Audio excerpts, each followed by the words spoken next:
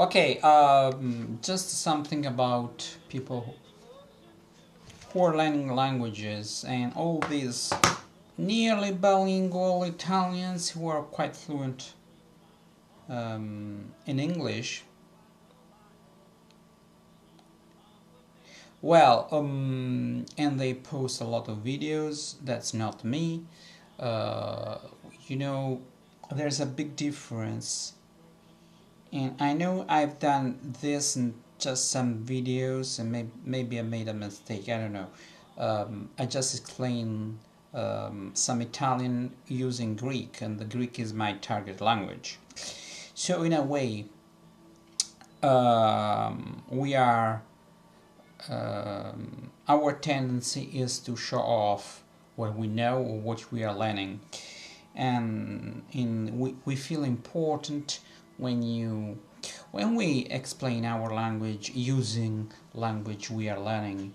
And at the end of the day, it seems to me that our goal is more self-centered, using our language, our not our native language, but the language we are focused on, rather than thinking, is this video really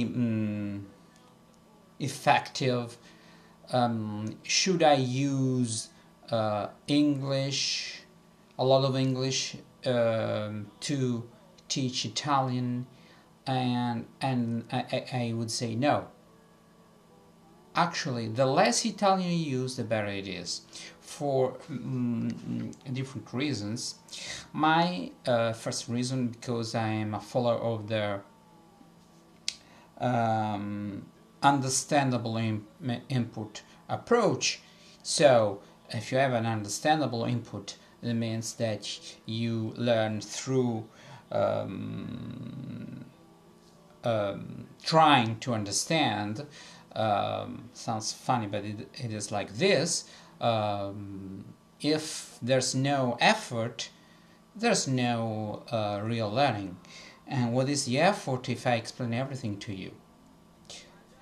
Secondly, the fact of being exposed to a lot of target language in itself is positive. In a way, we think we are learning one thing, the thing it is new, but actually through listening to a lot of language in Italian about the new thing that I'm trying to explain, it's important, because we even forget that all this stuff it is in Italian. All this stuff is in Italian. And thirdly, many times, even the person who speaks English to explain Italian is not that pleasant. He or she has an accent. Maybe I have an accent, I don't know. But they make frequent mistakes, and moreover, all this if you are able to I wouldn't say teach, because the old concept of teaching, the way I say it, it's wrong. To give something to someone that is geared towards that level, so this person can take a step forward, okay, can make headway. That's my idea of teaching, so to speak. If you do that, your videos will be seen by everyone, not just people who speak English. And I know it's more difficult, because you first of all, every single video is not one fit all. I mean, if you make a video about, for example, Mika, everybody who learns Mika can watch it. If you make a video where you teach Mika, you should use a level of Italian that is the level of a person who still has to learn Mika. I mean, a person who's advanced knows Mika if it has been learning the right way. So you can expose to the language in a way that he not only understands the idiom, the expression, but use it in an active way, and you can make more complex sentences. If you explain Mika to explain, it's not the right word, you use it in a way that the person can understand, okay, can infer, can surmise, deduce the meaning,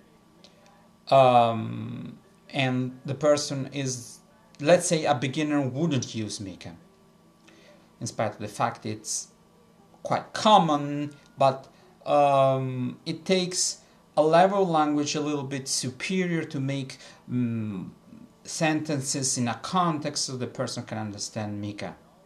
Okay, so let's say you should be at least intermediate to understand Mika. The way I see it, without any English or any other language explanation. So,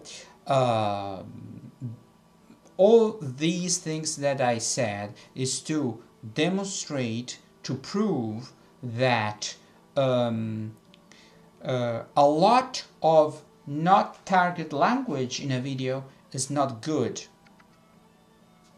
Okay, I know we are inclined to do that. It's only human, you know, we know the language, and we like to speak the language we are learning, and what better way than using it to teach your native language. Okay, maybe that's good for you in a way, if you review your videos and you scan for mistakes, and you make the video another time and another time and another time till it is perfect from the point of view of language.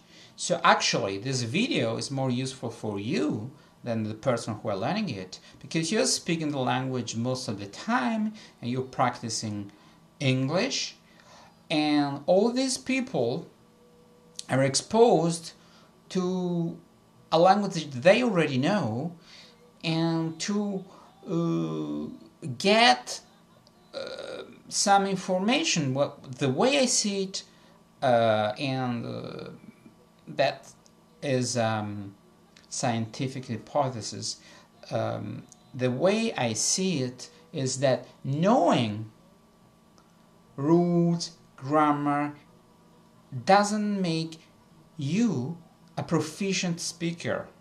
The way you speak will be always stilted, because you have to think before you have to process all this information to come out with a structured, meaningful sentence. So the only way to speak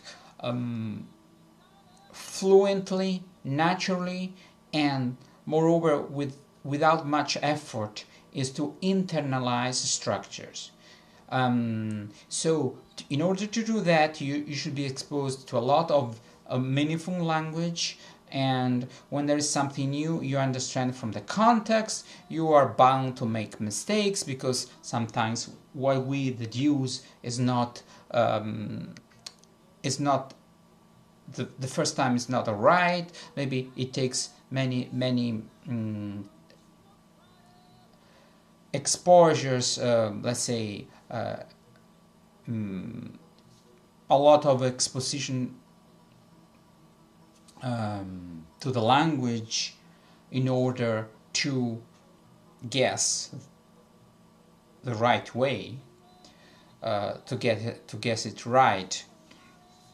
So that's it. And I was just trying to make a point. Thank you for watching.